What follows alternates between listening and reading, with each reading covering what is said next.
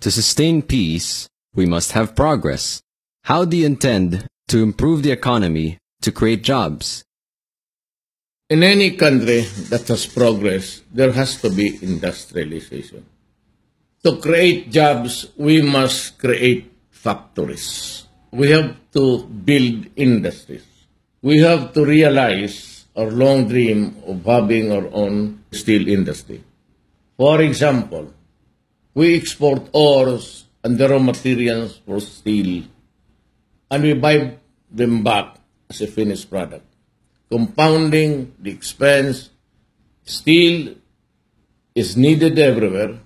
It is, as a matter of fact, the mother of industries. Everything you see around comes from the earth called steel. We generate jobs. Pati ako, nag-import pa ako ng steel para sa bahay ko. Our steel mill can do it for us. We build our weapons, our cars, and someday we can build all of our needs in this country if we have the steel mills. Nagawa ng Taiwan, Japan, South Korea, and other nations sa kanilang steel industry. Nauna pa tayo sa lahat noong 1960s. But tignan mo ngayon, nag-i-import tayo. Galing ang raw material sa atin. Tignan mo ang South Korea and the rest of Asia. They are progressing and they have the steel industry to rely on, the backbone of industrialization. It's about time we have our own. We will welcome investors and we will fix our laws and come up with the code of economics. We will open our country for business, for investment.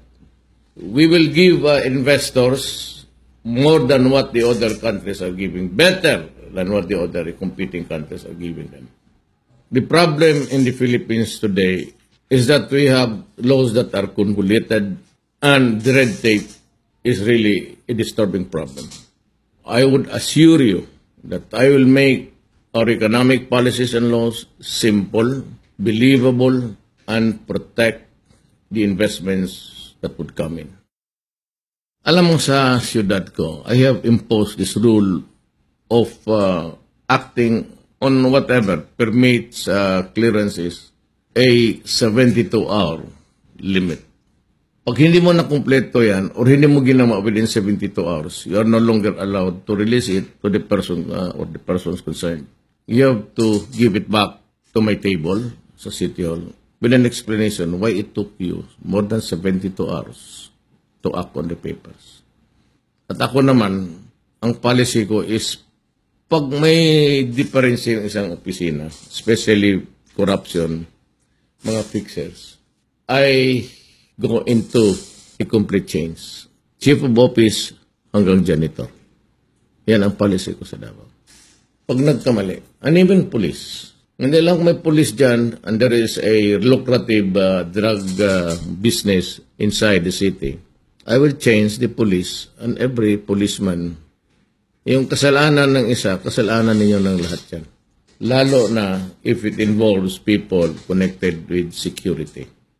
You have mentioned that the Philippines has many islands, and since foreign business know exactly what they need, we can lease an island to them where they can build their factories and businesses according to their own needs and rules, like a business island patterned after Hong Kong. One way to do it really is to attract people. Now, if there are islands available here in the Philippines, it might be small, it might be big, but if it suits well to the business, parang ibigay mo na sa kanila without really giving up anything under Philippine laws.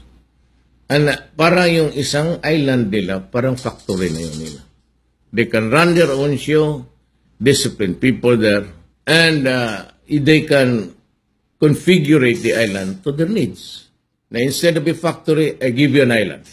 Okay, put your business there, obey the laws of the Republic of the Philippines, and you can tailor the configurations of whatever you want in that island. Only that you would ask or demand that you protect our environment.